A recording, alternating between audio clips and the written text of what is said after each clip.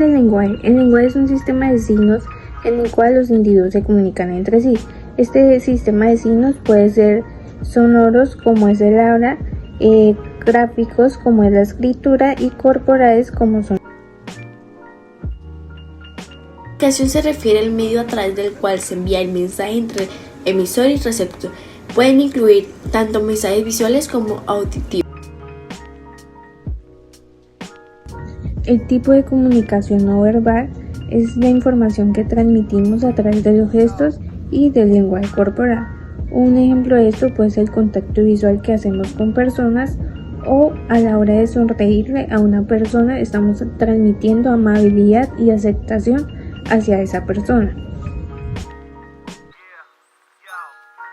Se dividen en dos. El verbal es todo aquello que expresamos a través de las palabras y se divide en dos. Es oral, es el intercambio de mensajes a través del hablar, y la escrita, que es el segundo, que es el proceso que ocurre a través del lenguaje.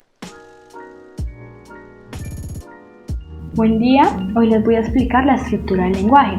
El lenguaje se divide en 5 partes, que son los fonemas, los morfemas, la sintaxis, la semántica y por último, pero no menos importante, está la pragmática. Los fonemas es la unidad mínima del lenguaje oral, como por ejemplo la unión de dos letras forman una sílaba, como por ejemplo la V y la A forman la sílaba ba.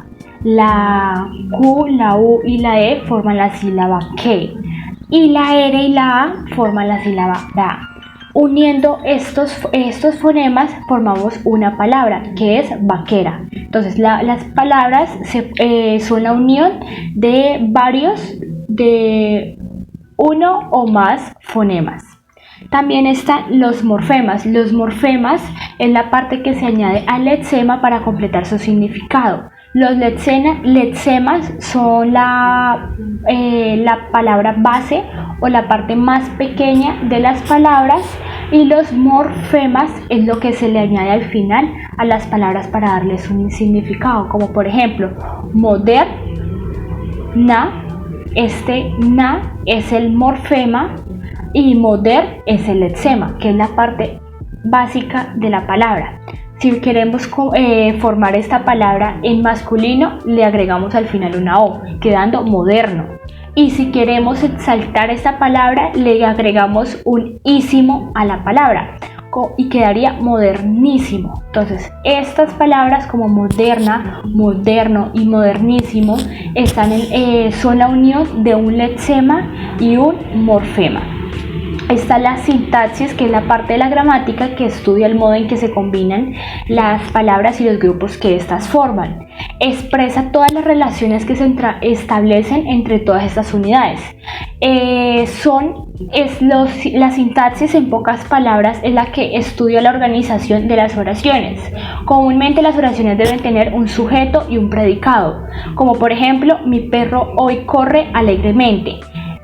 Las palabras mi perro representan el sujeto y hoy corre alegremente forman el predicado, y todo esto forman una oración con coherencia. Está la semántica, que es la que estudia los significados de las palabras.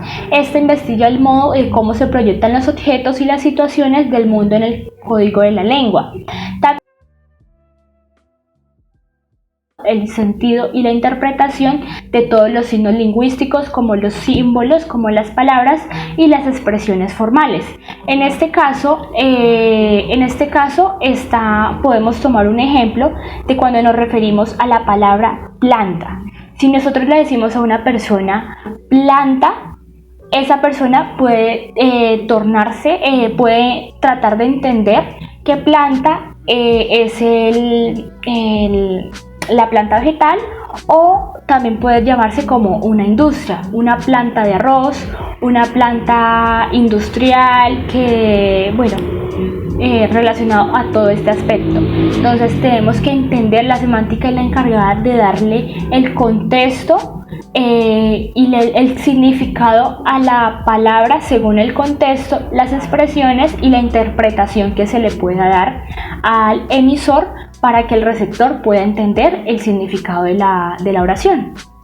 Y por último está la pragmática, que es la que se centra en estudiar cómo el contexto influye en la interpretación del significado del mensaje. Es muy parecida a la semántica, solamente que esta se centra como tal en el contexto social de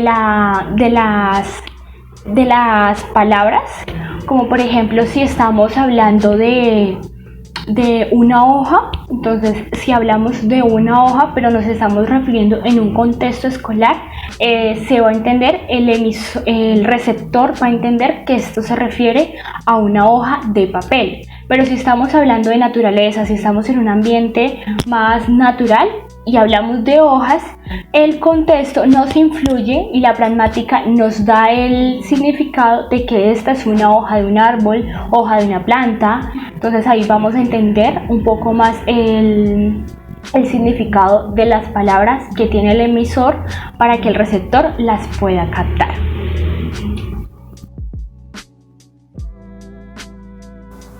La antropología cultural es el estudio científico de las diversas perspectivas que se tienen sobre un sistema cultural compartido por una comunidad.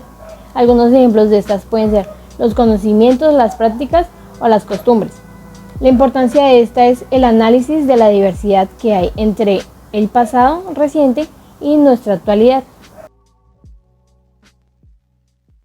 Antropológico se va a conocer como el difusionismo. Este va en base a la crítica a la teoría del evolucionismo, la cual se basa en los cambios que se producen tecnológicos, como culturales, como sociales, en base a los seres humanos. Las funciones del lenguaje.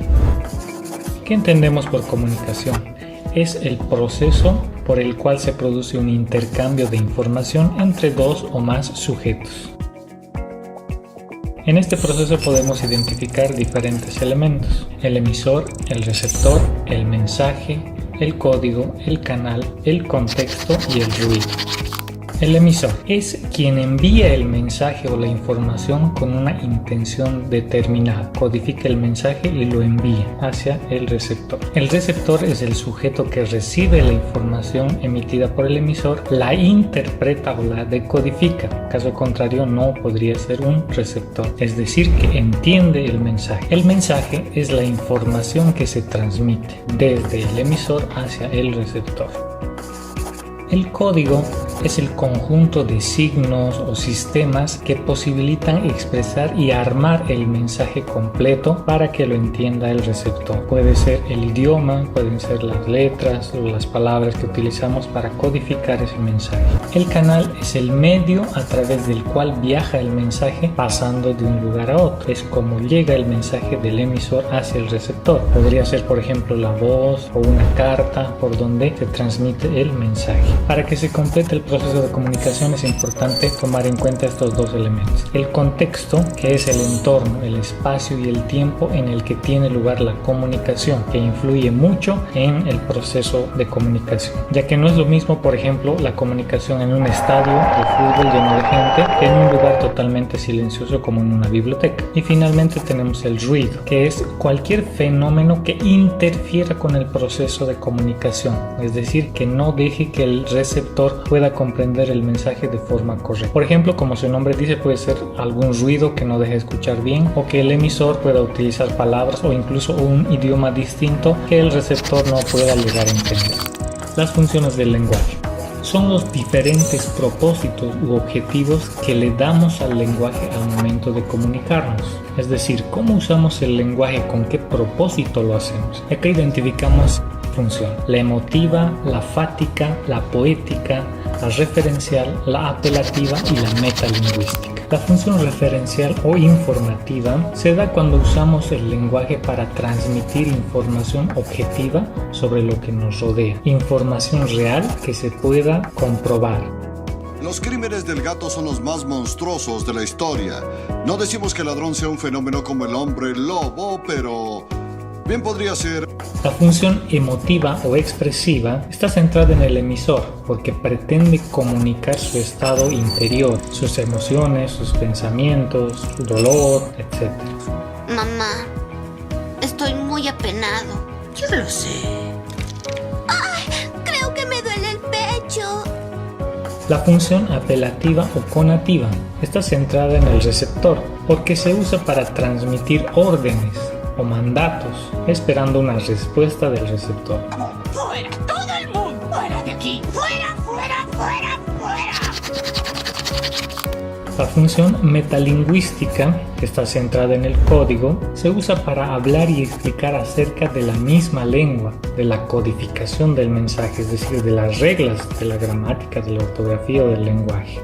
¿Qué es una boda? Bueno, según el diccionario, una boda es el proceso de retirar malas hierbas de nuestro jardín. La función poética o estética, centrada en el mensaje, porque se usa para embellecer la palabra, para convertirla en un arte, con fines estéticos, como en las poesías, para el deleite del receptor. Tregua de nepente de tus recuerdos de Leonora, apura, apura este dulce nepente y olvida a tu ausente Leonora. Y la función fática o relacional, que está centrada en el canal porque busca corroborar si la comunicación se está transmitiendo de forma correcta o fluida, preguntando o comprobando si se está realizando correctamente la comunicación. Probando. Probando.